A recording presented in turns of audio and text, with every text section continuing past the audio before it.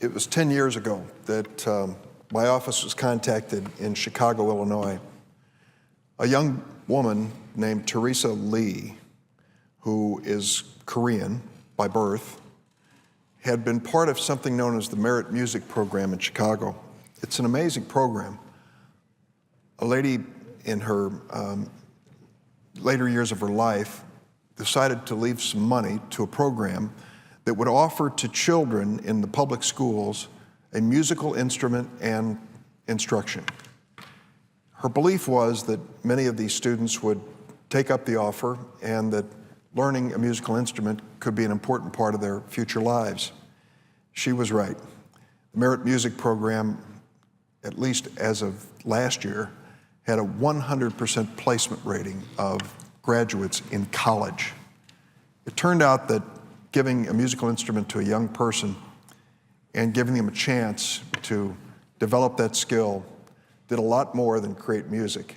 It created self-esteem, confidence, and a belief that they could do something with their lives, even for many students who were from poor families. Well, 10 years ago, the Merit Music Program contacted us and told us about a young woman named Tereza Lee, who was one of their star pupils. She had learned piano and had graduated to a level of competence that they'd seldom seen in their program. In fact, she had played in concert. And now, as she graduated from high school, she was accepted at several of the major music schools around the United States, including Juilliard. As she filled out the application to go to school, though, she found out that she ran into a problem. They asked on the application for Juilliard School of Music what her nationality or citizenship was. She turned to her mother and said, "What do I put down there?" And her mother said, "Tereza, when we brought you to this country, you were 2 years old and I never filed any papers.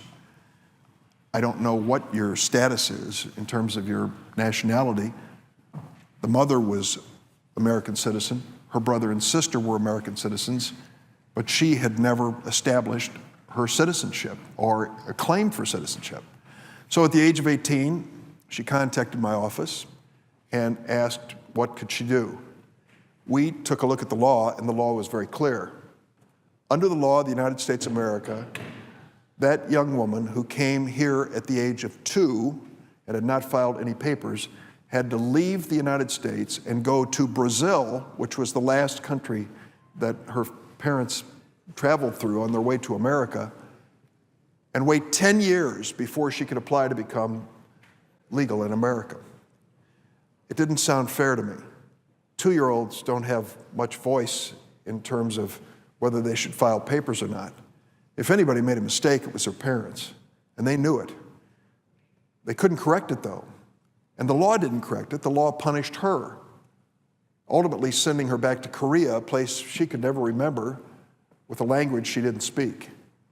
So I introduced the DREAM Act, and the DREAM Act said, if you came to America under the circumstances, if you were brought here as a child, if you grew up in this country and graduated from high school, if you had no serious questions about your moral standing in the community, no serious problems with any criminal activity or background, we would give you a chance, just a chance.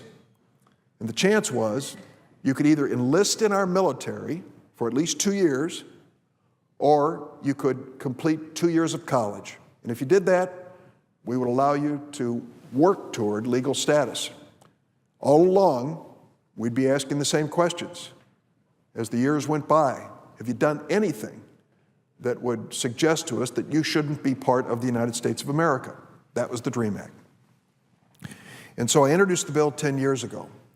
Interesting story, what happened to Tereza. She went on to school at Juilliard, and she did become an accomplished concert pianist.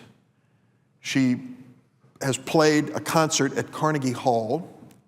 She is now married, an American citizen, and she is legal in the United States.